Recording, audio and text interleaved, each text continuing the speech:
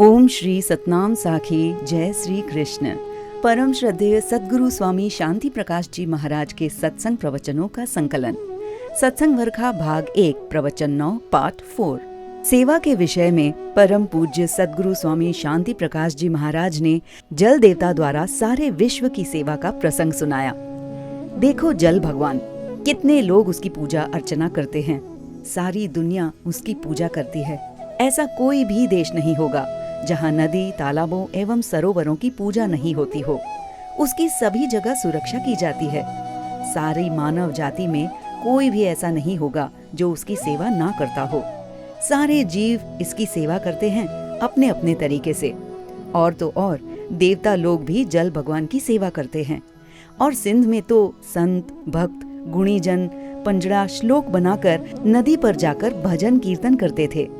जल को देखो, जो शौच करे तो भी इसकी मदद लेते हैं, मैले कपड़े भी इससे धोते हैं, स्नान आदि भी इससे करते हैं, झूठे बर्तन भी इससे ही साफ करते हैं। वो कौन सी क्रिया है जिसमें जल की आवश्यकता नहीं होती हो? यानी जल हमारा जीवन है, हमारा अभिन्न अंग है।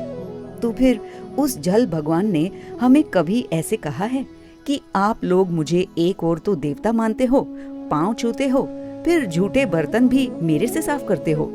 अरे नहीं। यानी हमारी इतनी सेवा जल देवता करते हैं जो शौच में भी काम आए, बर्तन धोने में भी काम आए, कपड़े धोने में भी हमारी सहायता करे, सभी जगह काम में आते हैं।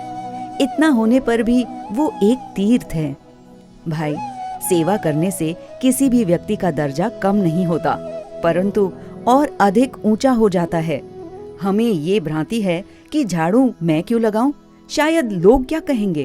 अरे नहीं, जैसे आप सेवा करने में रुचि लेंगे वैसे वैसे आप पूजनीय बनते जाएंगे। आपको सारी दुनिया चाहेगी। फिर सेवा चाहे कैसी भी हो वो उत्तम है। सेवा माने सेवा, फिर चाहे कैसी भी सेवा हो। आगे सद्गुरु महाराज ने परम पूज्य आचार्य सद्गुरु स्वामी टेऊराम जी द्वारा संत सेवा का प्रसंग सुनाया। आप सद्गुरु स्वामी टेऊराम जी महाराज का जीवन दर्शन देखो। अमरापुर दरबार पर स्वयं रेत उठाने की सेवा किया करते थे। प्रातः जब सारे संत सोए रहते थे, महाराज जी सबसे पहले उठ जाते और स्वयं दरबार की झाड़ू लगाते थे। ये एक बिल्कुल सच्ची घटना है कि एक बार महाराज जी प्रातःकाल ब्रह्म वेला में जागे। उस समय मेले के दिन चल रहे थे। प्रातःकाल है, किसी ने देखा नहीं आप क्या कर रहे हैं।